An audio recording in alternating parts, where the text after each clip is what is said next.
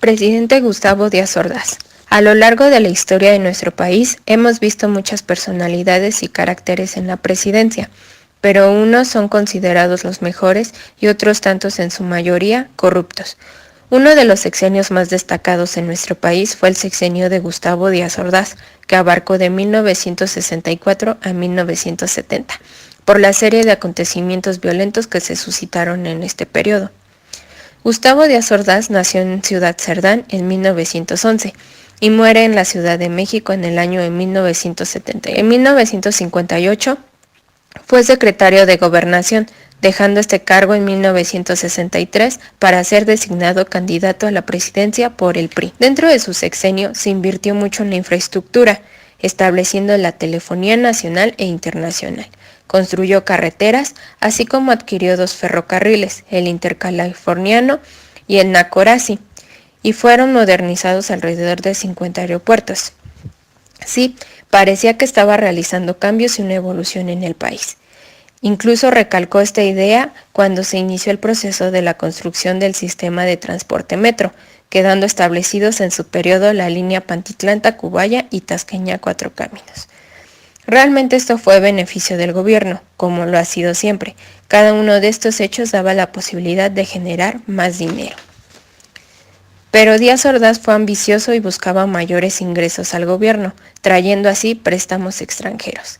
El descenso de la economía en el mundo terminó por hacer estragos en nuestra propia economía. Lo que destacaba más dentro del gobierno de Díaz Ordaz era su actitud frente a las inconformidades de la sociedad popular. Era muy prepotente. La clase media en todo el país estaba muy inconforme con su mandato. Se dieron manifestaciones en Sonora, en Guerrero. Estas fueron reprimidas, pero en 1965 presentó la futura respuesta del gobierno a todos estos intentos de rebeldía, como él llamaba, cuando sometió la manifestación de médicos a través del ejército violento. Esto marcaría el inicio de un periodo presidencial lleno de violencia, represión y muerte. Todos recordamos el 2 de octubre de 1968, porque es la fecha en la que el pueblo mexicano se percató de que tenían en el poder a un asesino. Nadie nunca imaginó el grado de violencia al que llegaría el presidente Gustavo Díaz Ordaz. El gobierno se veía obligado a mantener la paz en el país, tras México volverse un punto focal al mundo por ser elegido para la 19ª edición de las Olimpiadas. Pero es indignante que tras cometer semejante atrocidad, el presidente diera la cara para llevar a cabo tan magna celebración. El 2 de octubre, Díaz Ordaz provocó un luto nacional que ni siquiera él reconocería. Esa tarde, tras meses de manifestaciones propias de los estudiantes, en su mayoría del IPN y de la UNAM, se reunieron en la Plaza de las Tres Culturas en Tlatelolco para tomar nuevas decisiones que darían rumbo de su protesta.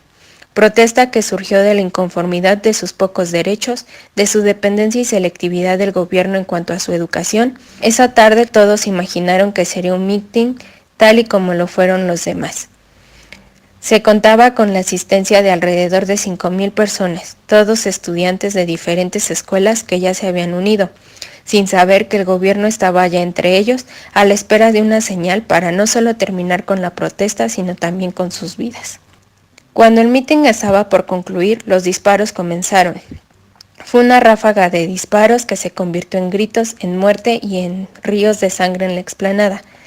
Esa tarde la delincuencia fue ejercida por el poder supremo en el país, y no conforme con ello montaron un teatro para ocultar sus actos y los derechos que en ese lugar se arrebataron. Fue así como Díaz Ordaz, aún estableciendo antes la presa de la amistad en Coahuila y a menos de un año firmado el Tratado de Tlatelolco, con la intención de levantar la paz, se convertía en asesino, porque aunque en esos momentos la culpa no estaba del todo de él, más tarde en el informe de gobierno aceptaría toda la responsabilidad.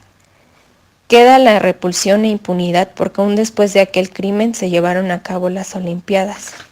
Y la noticia quedó en que solo se controló a los rebeldes, teniendo una cifra de 40 muertos.